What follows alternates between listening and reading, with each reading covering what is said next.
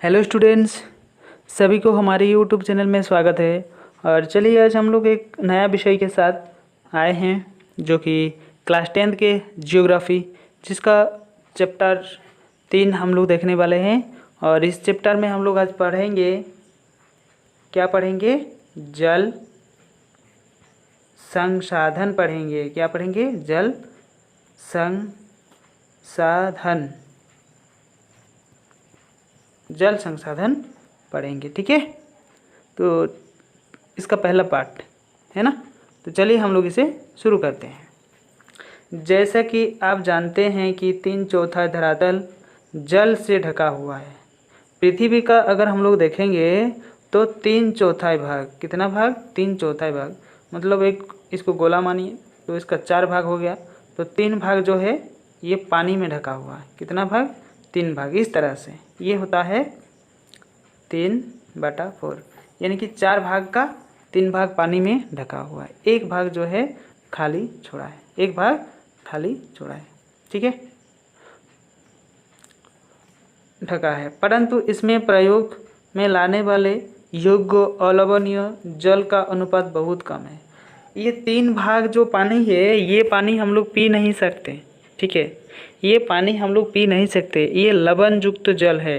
ठीक है, पीने के लिए हम लोग को दूसरा पानी का उपयोग करना पड़ता है। तो चलिए इसे हम लोग देखेंगे तो पता चल जाएगा। अलवणीय जल हमें सतही अपवाह और भौम जल स्रोत से ही हम लोग को प्राप्त होता है। भौम जल कौन सा होता है?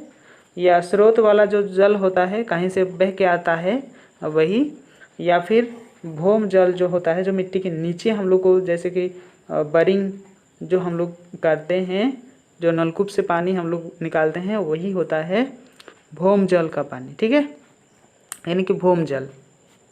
अब देखिए, जिनका लगातार नवीकरण और पुनर्भरण जल चक्र द्वारा होता रहता है। एक बार हम लोग क्या किए, देखिए ये हो गया भूमि का स्तर।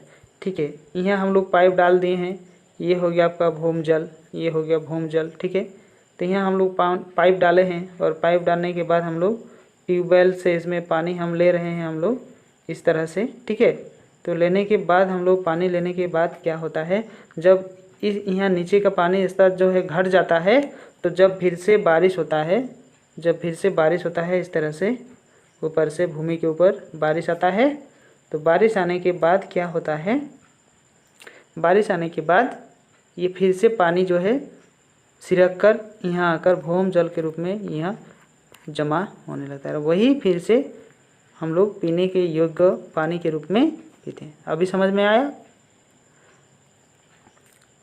आपको आश्चर्य हो रहा होगा कि जब पृथ्वी जल 3/4 भाग जल से घिरा है और जल एक नवीकरण योग्य संसाधन है, तब भी विश्व के अनेक देशों के क्षेत्र में जल की कमी कैसे है? अगर इतना सारा जल है, लेकिन फिर भी विश्व के कोई ऐसा बहुत सारा देश है जिसमें पानी की समस्या है। ऐसा क्यों है? ऐसी भविष्यवाणी क्यों नहीं की जा रही है कि 2025 में 20 करोड़ लोग जल की नियंत्रण की कमी झेल रहे हैं? मतलब ऐसा क्यों एक डाटा पेश किया जा रहा है कि इसमें जो है पानी बहुत कम कैसे हो रहा है, निरंतर इसका कमी कैसे हो रहा है? ठीक है, ये होता है जल का संकट। अब आएंगे हम लोग जल दुर्लभता और जल संरक्षण एवं प्रबंधन की आवश्यकता क्यों है।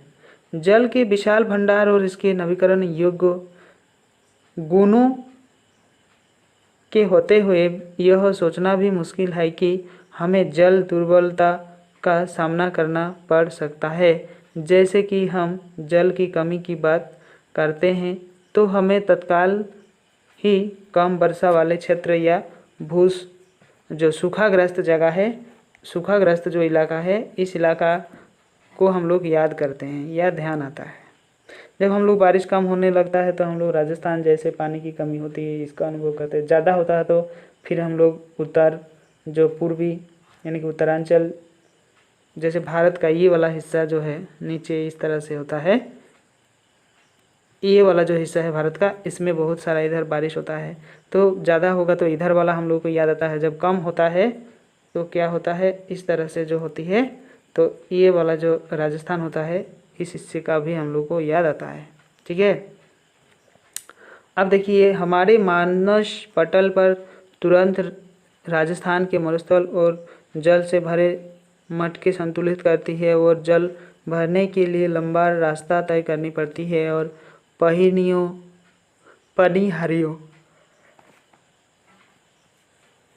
पानीहारियों के चित्र विचित्र हो जाते हैं। और यह सच है कि वर्षा में वार्षिक और मौसमी परिवर्तन के कारण जल संसाधन की उपलब्धता में थोड़ा कमी आई है। ये बहुत ऐसा है जो कि वर्षा तो हो रहा है, लेकिन वर्षा होने के बाद भी हम लोग को पानी की समस्या झेलनी पड़ रही है। समय और स्थान के अनुसार विभिन्नता, परंतु अधिकतरता जल की कमी, इसके अतिशीतोष्ण और अत्यधिक प्रयोग समाज के विभिन्न वर्गों के जल की असमान वितरण के कारण होती है। ये जल का वितरण जो है असमान रूप से है, सभी जगह में एक जैसा पानी हम लोग को नहीं मिलता है। ठीक है, वही एक असमान वितरण है। क्या आप संभव है कि किसी क्षेत्र की प्रचुर मात्रा में जल संसाधन होने के बावजूद भी वहाँ जल की दुर्लभता हो रही है? हाँ, ये भी है कि वहाँ बहुत सारा पानी हम लोग को मिलता है, लेकिन फिर भी हम लोग पानी से वहाँ जूझते हैं। दुर्बलता हो, हमारे कोई शहर इसके उदाहरण है, जैसे कि जल की दुर्लभता अत्यधिक है और बढ़ती जनसंख्या और इससे परिणाम स्वरूप जल की बढ़ती मांग और इससे असमान वितरण जो है हम लोग को मिलता है। तो देखिए वितरण का परिणाम हो सकता है और जल अधिक जनसंख्या के लिए घरेलू उपयोग में ही नहीं बल्कि अधिक अनाज उगाने के लिए भी चाहिए। पानी हम लोग तो जानते हैं किस किस काम में पानी को हम लोग व्यवहार करते हैं। तो सब्जी उगाने से लेकर खाना उगाने से लेकर खाना पकाने तक हम लोग पानी, नहा धोना वगैरह वगैरह चीज़ जो है हम लोग करते हैं, ये पानी के बिना हम लोग नहीं कर सकते हैं। अतः अनाज का उत्पादन बढ़ाने के लिए जल संसाधनों के अति शोषण करके ही निश्चित क्षेत्र में किया जा रहा है और उसके बाद ही और शुष्क वनस्पति जो कि खोजी जा सकती है और सिंचित कृषि के लिए सबसे ज़्यादा उपयोग होता है। जहाँ सिंचित क्षेत्र होता है वहाँ पानी की जो व्यवस्था है ये बहुत आवश्यकता होती है पानी की। वृक्ष के जल सबसे ज़्यादा उपयोग होता है शुष्क कृषि तकनीकों तथा सूखा प्रतिरोधी इलाकों के लिए विकास तथा अब कृषि क्षेत्र में भी क्रांति लाने की आवश्यकता हो रही है। यानी कृषि कार्य में भी हम लोग को बहुत सारा डेवलप लाना है और सभी चीज़ को हम लोग को ऊपर उठाना है। तो आज के लिए हम लोग यही इस वीडियो को ख़त्म करेंगे और जो स्टूडेंट इसमें नए जुड़े हैं तो वो स्टूडेंट्स इस चैनल को पहले सब्सक्राइब ज़रूर करें ताकि आने वाले जितने सारे वीडियो अपलोड होगा उसका नोटिफिकेशन आप लोग को सबसे पहले मिलेगा। सभी स्टूडेंट्स को बहुत बहुत धन्यवाद। Thank you.